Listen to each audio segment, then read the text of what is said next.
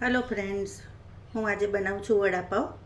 તો વડાપાવ માટેના વડા તૈયાર કરવા મેં બટાકા બાફી લીધા છે અને આવી રીતે છીની લીધા છે, ક્રશ કરી લીધા છે. આમ મીઠું નાખીને બાફ્યા હતા. ચાલો તો હવે એનો વઘાર હું કરું છું તે તમને બતાવીશ. ચાલો તો રેસીપી આગળ શરૂ કરીએ. આ કઢાઈ લીધી છે, એમાં હું થોડું એક તેલ એડ કરીશ. હવે ફ્રેન્ડ્સ તેલ થઈ ગયું છે તો એમાં રાઈ એડ કરીશ. આ લીમડો છે, આ હિંગ છે, આ લીલા મરચાં છે,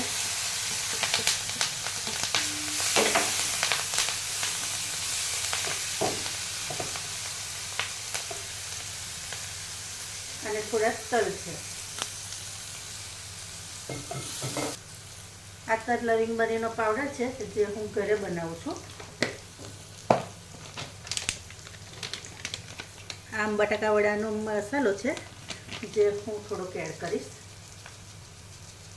થોડોક આમાં એડ કરવાનો અને થોડોક પેલામાં.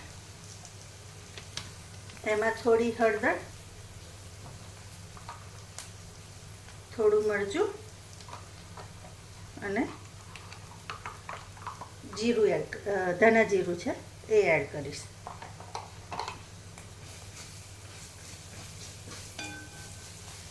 હવે આપણે ગેસ બંધ કરી દેવાનો અને ઠંડુ થવા દેવાનું. હવે ફ્રેન્ડ્સ આ બટાકાના માવામાં આ બધો મસાલો એડ કરી દઈશું. હવે આ મીઠું છે, થોડું મેં એડ કર્યું હતું અને થોડું એડ કરું છું. પછી આ જે મસાલો બાકી રાખ્યો તો એ છે. આ ધાણા છે.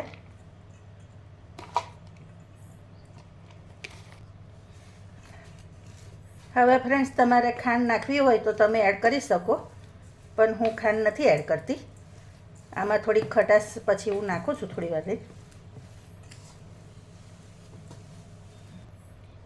જો ફ્રેન્ડ્સ, આ આમચૂર પાવડર છે જે મેં ઘેર બનાવ્યો હતો.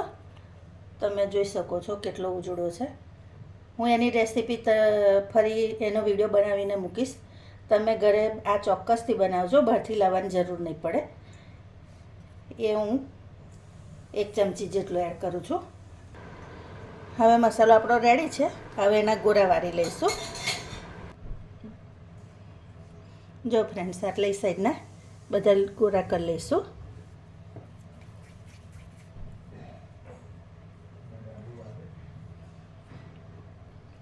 હવે ફ્રેન્ડ્સ આપણે ખીરું તૈયાર કરી લઈશું. તો એની માટે મેં બેસન લીધું છે.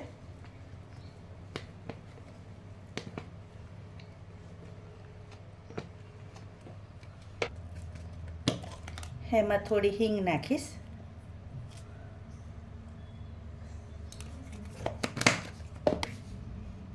મીઠું એડ કરી દેવાનું.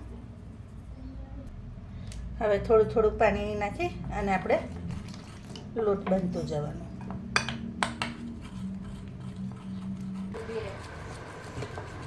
જો ફ્રેન્ડ્સ, આપણું ખીરું રેડી છે. હવે આને 10 મિનિટ રવા દેવાનું. જો ફ્રેન્ડ્સ, આપણું ખીરું થઈ ગયું છે. હવે હું બટાકા વડા ઉતારી લઈશ.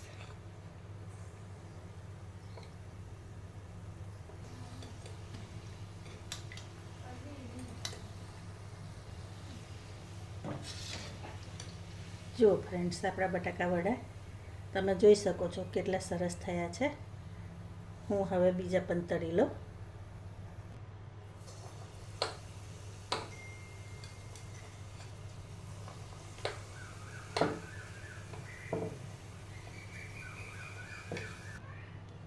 જો ફ્રેન્ડ્સ, હવે એની ઉપર પણ આપણે થોડોક મસાલો એડ કરી દઈશું.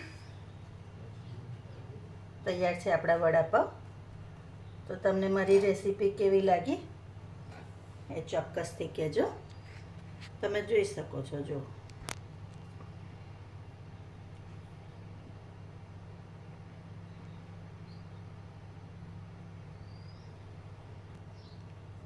Thank you.